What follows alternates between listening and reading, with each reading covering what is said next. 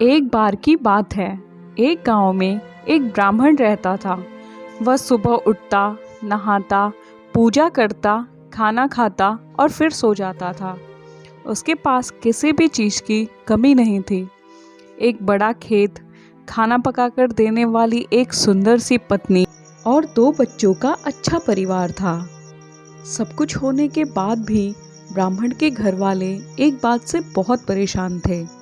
वो बात यह थी कि ब्राह्मण बहुत आलसी था। वो कोई भी काम खुद नहीं करता था और दिन भर सोता रहता था। एक दिन बच्चों का शोर सुन के ब्राह्मण जाग गया और उसने देखा कि उसके दरवाजे पर एक साधु महाराज आए हैं। ब्राह्मण और उसकी पत्नी ने साधु महाराज का स्वागत किया और उन्हें भोजन कराया। भोजन के बाद ब्राह्मण ने साधु की खूब सेवा की। साधु महाराज उनकी सेवा से बहुत प्रसन्न हुए और उन्हें वरदान मांगने को कहा। ब्राह्मण ने वरदान मांगा, मुझे कोई भी काम न करना पड़े और मेरी जगह कोई और मेरा काम कर दे।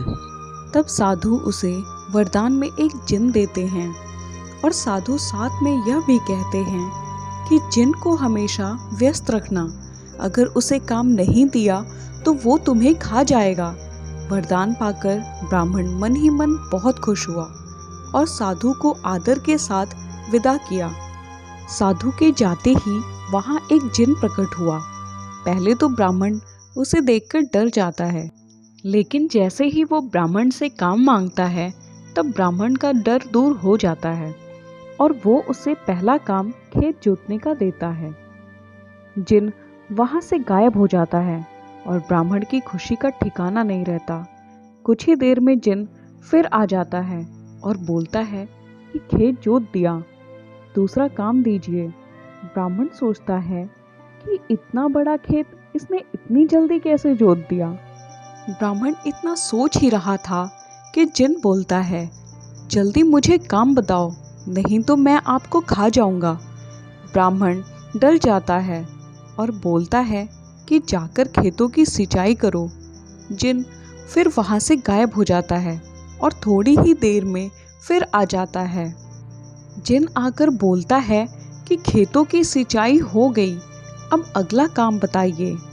ब्राह्मण एक एक कर सभी काम बताता जाता है और जिन उसे चुटकियों में पूरा कर देता है। ब्राह्मण की पत्नी यह सब देख रही थी और अपने पति के आलसीपन पर चिंता करने लगी। शाम होने के पहले ही जिन सभी काम कर देता था। सब काम करने के बाद जिन ब्राह्मण के पास आता है और बोलता है कि अगला काम बताओ, नहीं तो मैं आपको खा जाऊंगा। अब ब्राह्मण के पास कोई भी काम नहीं बचा जो उसे करने के लिए कह सके। उसे चिंता होने लगी और वह बहुत डर जाता है। जब ब्राह्मण की पत्नी अपने पति को डरा हुआ देखती है तो अपने पति को इस संकट से निकालने के बारे में सोचने लगती है। वह ब्राह्मण से बोलती है, स्वामी, अगर आप मुझे वचन देंगे कि आप कभी आलस नहीं करेंगे और अपने सभी काम खुद करेंगे तो मैं इस जिन को काम दे सकती हूँ। इस पर ब्राह्मण सोचता है कि पता नहीं यह क्या काम देगी। अपनी जान बचाने के लिए ब्राह्मण अपनी पत्नी को वचन दे देता है। इसके बाद ब्राह्मण की पत्नी जिन से बोलती है, हमारे यहाँ एक कुत्ता है, तुम जाकर उसकी पूंछ सीधी कर दो। याद रखना, उसकी पूंछ एकदम सीधी होनी चाहिए। जिन बोलता है कि अभी यह काम कर देता हूँ। यह बोलकर वह वहाँ से चला जाता है। लाख कोशिश के बाद भी वह कुत्ते की पूंछ सीधी नहीं कर पाता और हार मान लेता है। हार कर जिन ब्राह्मण के यहाँ से चला जाता है।